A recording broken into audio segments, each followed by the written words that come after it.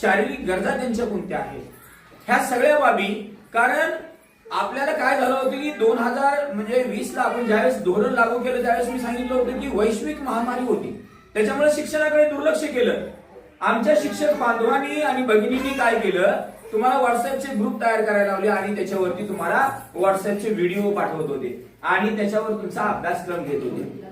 आणि त्याच्यानंतर मग शाळा सुरू झाल्या, बरोबर आहे. मग त्या काळामध्ये अंगणवाडीमध्ये, आता अंगणवाडीचा भाग अतिशय महत्वाचा आहे सध्याच्या काळामध्ये. कारण का वय वर्ष 3 पासून आता नवीन शैक्षणिक धोरणामध्ये इथल्या शाळेमध्ये आपण पाठवतो. परंतु ही शाळा सुद्धा गरिबांची शाळा, अतिशय. आता मी सुद्धा जिल्हा परिषदेमध्ये शिकलो, सगळे शिक्षक इथे जे बसलेले आहेत सगळे जिल्हा परिषदेच्या शाळेमध्ये शिकलेले आहेत. आता फक्त काय निघाले, हे इंग्रजी स्कूल वगैरे निघाले. परंतु देशामध्ये जर बघितलं तर प्रामुख्यानं पहिली, दुसरी, तिसरी आणि चौथी, ही जो पहिली ते तिसरी पर्यंतचा जो भाग आहे तो भाग म्हणजे त्या इयत्ता ज्या आहेत त्या इयत्तेमधली प्रगती अतिशय चांगल्या प्रकारची झाली पाहिजे असं सगळ्यांचं मत आहे. तर त्यामुळं या नवीन शैक्षणिक धोरणानुसार एप्रिल 2022 ते जून 2022 मध्ये आपण शाळा पूर्व तयारी घेतली होती, बरोबर आहे. एप्रिल म्हणजे 2022 पासून तुम्ही होतात का त्याच्यामध्ये शाळा पूर्व तयारीमध्ये? शाळा पूर्व तयारी मेळावा आपण घेतला होता, त्याच्यामध्ये विद्यार्थ्याचा सामाजिक विकास कसा झाला पाहिजे, बौद्धिक विकास कसा झाला पाहिजे, भावनिक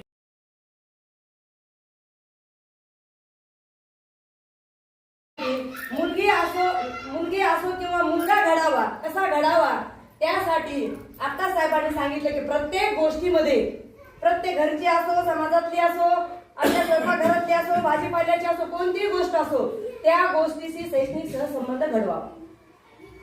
आता बऱ्याच माता पालकांना लिहिता वाचता येत नाही, अशा सध्या तर कुणी नाही, आलं लक्षात. पण सध्याच्या माता शेतात काम करतात, आले की टीव्ही कडे अर्ध लक्ष असते, स्वयंपाकाकडे अर्ध लक्ष असते, मुलगा काय करतोय याच्याकडे तिचं काही लक्ष नसते. मला हरकत नाही, असतंय, परंतु लक्ष देणं आणि लक्षपूर्वक ते काम करून घेणं याच्यामध्ये फरक आहे. याचं जे मार्गदर्शन केलं आपल्याला साहेबांनी, सखोल असं मार्गदर्शन केलेलं आहे. त्यांनी एक सांगितलं आणि आयुर्वेदामध्ये सत्य आहे बघा ते.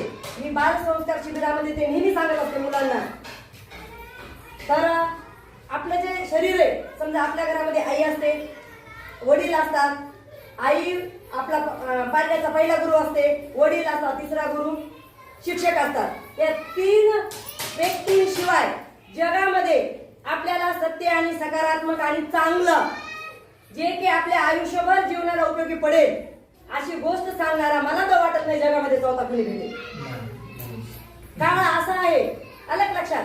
मग आता सरांनी सांगितलं की आपल्या घरातली आई, वडील आणि ज्येष्ठ व्यक्ती, जे काही मोठे व्यक्ती असतात त्यांचा चरण स्पर्श करावा. आता त्याचं एक तुम्हाला कारण सांगते.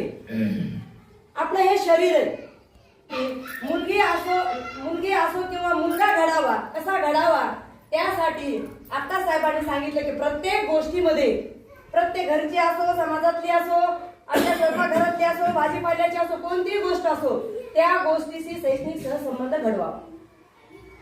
आता बऱ्याच माता पालकांना लिहिता वाचता येत नाही, अशा सध्या तर कुणी नाही, आलं लक्षात. पण सध्याच्या माता शेतात काम करतात, आले की टीव्ही कडे अर्ध लक्ष असते, स्वयंपाकाकडे अर्ध लक्ष असते, मुलगा काय करतोय याच्याकडे तिचं काही लक्ष नसते. मला हरकत नाही, असतंय, परंतु लक्ष देणं आणि लक्षपूर्वक ते काम करून घेणं याच्यामध्ये फरक आहे.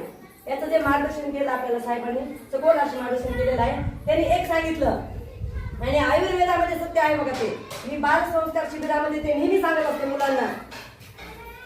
तर आपलं जे शरीर आहे, समजा आपल्या घरामध्ये आई असते, वडील असतात, आई आपला पाळण्याचा पहिला गुरु असते, वडील असतात तिसरा गुरु, शिक्षक असतात. या 3 व्यक्तींशिवाय जगामध्ये आपल्याला सत्य आणि सकारात्मक आणि चांगलं जे की आपल्या आयुष्यभर जीवनाला उपयोगी पडेल अशी गोष्ट सांगणारा मला तर वाटत नाही जगामध्ये चौथा कुणी भेटेल.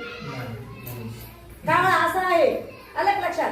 मग आता सरांनी सांगितलं की आपल्या घरातली आई, वडील आणि ज्येष्ठ व्यक्ती, जे काही मोठे व्यक्ती असतात त्यांचा चरण स्पर्श करावा. बद्दल मी शाळेच्या वतीनं त्यांचा आभार व्यक्त करतो.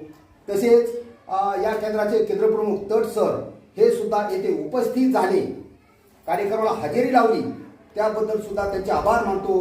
गट साधारण व्यक्ती जे केंद्रातील आहेत वाघमारे साहेब नेहमी करता येतात आणि वस्तुस्थिती काय आहे ते तुम्हाला तुमच्या कानावर घातलीच आहे, कारण त्यांची नेहमी करता विजिट असतो आणि काहीतरी आम्ही त्याचा द्यायचा प्रयत्न करत असतो आणि इम्प्लिमेंटेशन त्या उपक्रमाचं काहीतरी काय प्रमाण कमी जास्त होत असेल, परंतु पावला टाकून त्या म्हणजे एक आम्ही हातभार लावत असतो, कारण आपलं एक कर्तव्यच आहे. तर सर्व उपस्थितांचं, मान्यवरांचं आणि सर्व लीडर जे आहेत, माता पालक गट आहेत, व्यवस्थापन समितीच्या सदस्य जे आहेत, या सर्वांचं मी पुनश्च एकदा आभार व्यक्त करतो आणि हा येथेच कार्यक्रम सफल असं जाहीर करतो.